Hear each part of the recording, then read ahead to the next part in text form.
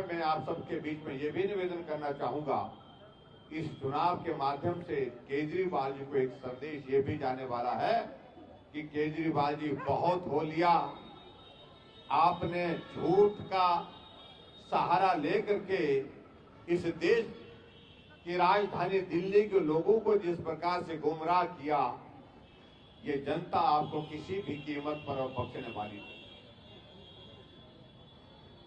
और मैं तो ये कहता हूं कि पूरी दुनिया में अगर कोई सबसे ज्यादा अगर असत्य बोलना, झूठ बोलना अच्छा नहीं लग रहा है मुझे, असत्य बोलने वाला कोई व्यक्ति है तो उनका नाम केजरीवाल है भाई।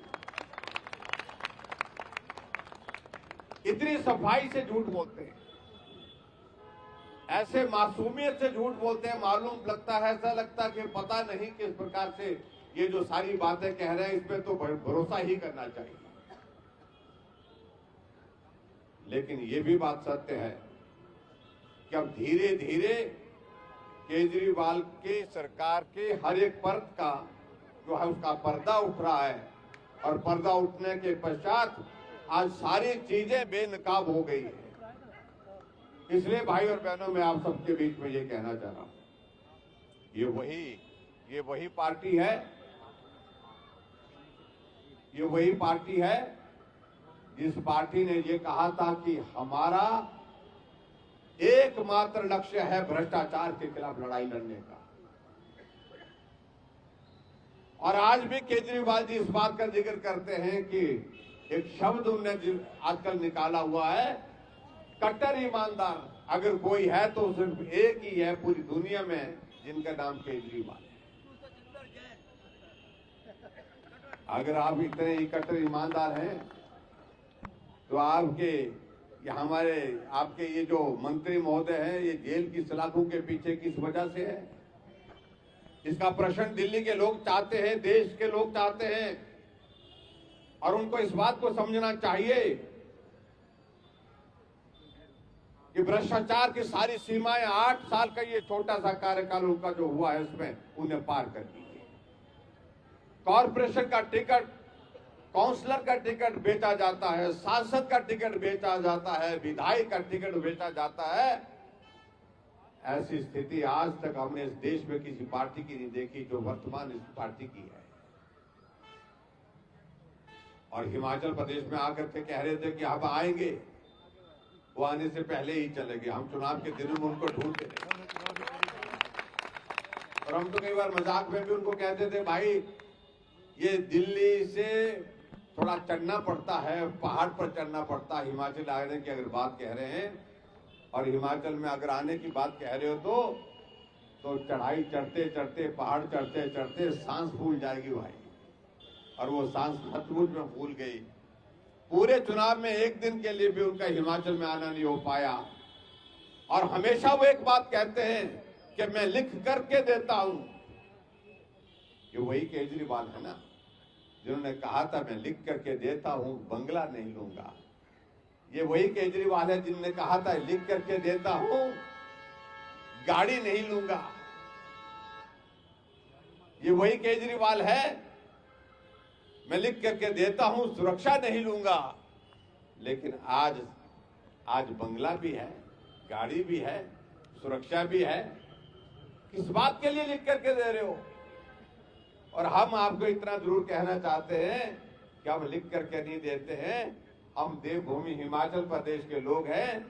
हम जो कहते हैं वो होता है, और ये होने वाला है कि हिमाचल में 68 सीटों पर आप चुनाव लड़ रहे हैं। 68 में से 67 सीटों पर चुनाव लड़ रहे हैं, और 67 की 67 सीटों पर जमानत जब्त होने वाली है। ये मैं कहता हूं। आप 8 तारीख को जब परिणाम निकलेगा देखेंगे। आज दिल्ली में विकास की जरूरत है। दिल्ली को केंद्र के साथ सीधा जोड़ने की आवश्यकता है।